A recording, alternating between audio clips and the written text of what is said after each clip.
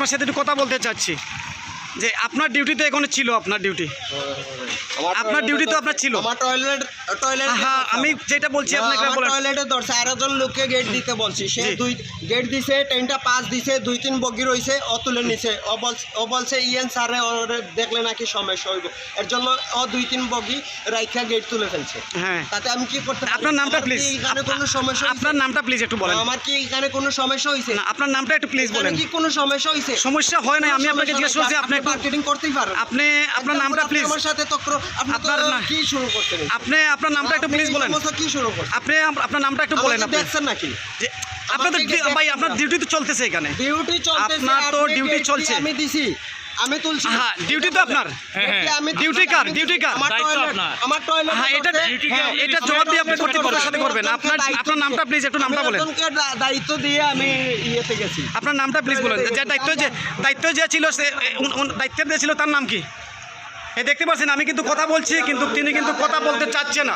এই যে এখানে দায়িত্বশীল যে গেটম্যান রয়েছে, ওনার সাথে আমরা কথা বলছি, কিন্তু ওনার ডিউটি কিন্তু চলাকালীন সময় তিনি কিন্তু ওনার নামটাও কিন্তু পরিচয় দিচ্ছে না, কথা বলছে। উনি কিন্তু আরও সাংবাদিকের সাথে, আপনারা দেখতে পাচ্ছেন সাংবাদিকের সাথে জারিমারি কথা বলছে, যে সাংবাদিকের সাথে কোনো কথা বলতে চাচ্ছে না। আপনারা দেখতে পাচ্ছেন যে এইরকম দুর্ঘটনায় বিভিন্ন জায়গায় কিন্তু দুর্ঘটনা হচ্ছে, কিন্তু এই রেল গেটম্যানের অবহেলার কারণে যারা পথযাত্রী যারা আছে এখানে কিন্তু এই দেখতেই পাচ্ছেন যে আসলে দেখেন এই যে কিভাবে কি কথা বলছেন, দেখেন আপনি দেখতেই পাচ্ছেন,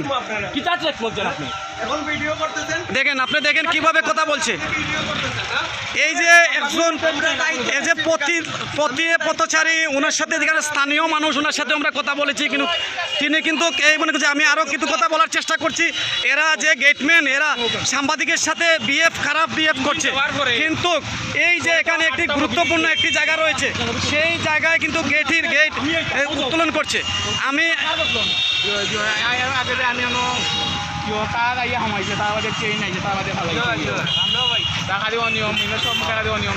আপনি কি মনে করছেন যে আসলে এই যে পারাবত এক্সপ্রেস ট্রেন যাওয়ার 2টি বগি যাওয়ার পরে ইঞ্জিন, তার সাথে সাথে কিন্তু গেটটা উত্তোলন করে দিয়েছে, কিন্তু যে কোনো সময় দুর্ঘটনা ঘটতে পারে, তার কাছে আমি যাওয়ার পরে সে সঠিক উত্তর দিতে পারছে না। আপনি এই বিষয় নিয়ে আপনি কি মনে করছেন? আমি মনে করি সব এইচএসসি পরীক্ষা চলে, জি, সব ছাত্রছাত্রী মনে করেন যায়, তারা নিরাপদে পাওয়ার লেগে মনে করেন যুদ্ধ হয়েছে, তারা গাফলাতির কারণে তারা ফালান না। আর এর আগে অন্য দুর্ঘটনা দুইটা কিন্তু দুর্ঘটনা হয়েছে, একটা কারে খাইছে পারে দুর্ঘটনা, আর একটা স্টার্ট বন্ধ হয়ে গেছে, প্রায় থাকে চেক খেয়ে মানছে হরাইছে। ধন্যবাদ আপনাকে। হ্যাঁ, কি মনে করছেন যে এই যে 2টি বগি? মনে করছি ভাই যেন খালি ইঞ্জিনটা চলে গেছে, বগি রয়েছে 7টা, তখন সিগনালটা তুলে লেছে, তখন এই জনগণের যদি কোনো অসুবিধা হইতো, কোনো অ্যাক্সিডেন্ট হইতো, কোনো দুর্ঘটনা করতো, একজন মানুষ মারা যাইতো, কী হইল না? এই দায়িত্ব তারা পালন করতেছে না সুষ্ঠুভাবে। এইটার জন্য আমি সাংবাদিকের কাছে আমি আবেদন জানাচ্ছি যে উনি সুষ্ঠু এই দেখার জন্য। ধন্যবাদ আপনাকে। বিষয়টা তারা এই গেটটা উঠাই দিছে, সেই বিষয়ের উপরে আপনি কি ভূমিকা নেবেন? আচ্ছা দেখুন, আমাদের এখানে মাইজগাঁও 2টা স্টেশন, একটা পুরাতন স্টেশন, একটা নতুন স্টেশন।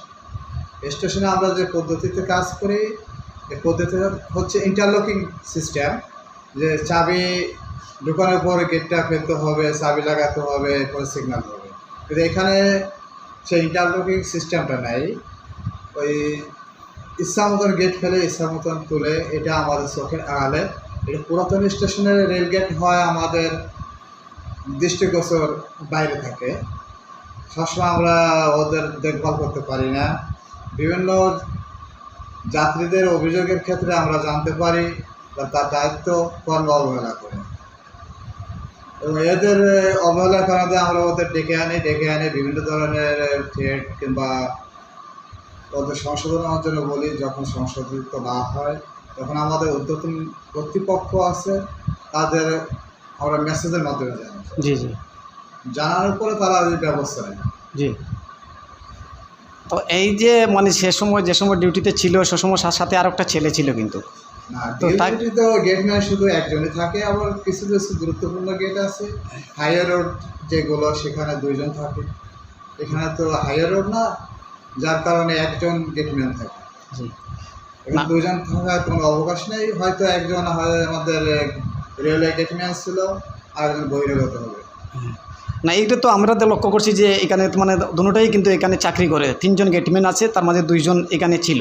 জি তো না, তাকে আমরা যখন প্রশ্ন করেছি তখন সে আমাকে বলছে যে ওই যে তার যে সহকর্মী যে আছে এরা বলছে যে একটু গেটটা, গাড়িটা যাওয়ার পরে এই গেটটা উত্তোলন করে দিয়ে দিও, একটু বাথরুমে চলে যাচ্ছিস, তার ভাষ্য এইটা। না, কিন্তু না, একসঙ্গে 2 জন গেটম্যান কখনোই থাকে না। হুম। কারণ গেটম্যানটা দূরে এবং এরা থাকে অনেক দূরে, যারা বসবাস করে এরা দূরে থাকে, ওরা এসে ডিউটি করে চলে যায়, ডিউটি একজনই করে। আচ্ছা, আরেকটি বিষয় আপনার কাছে জানতে চাচ্ছি, কিছু মানুষের অভিযোগ রয়েছে তার প্রতি সেবকে মাদক সেবন করে কিনা, সেই বিষয়ে আপনি কতটুকু জানেন?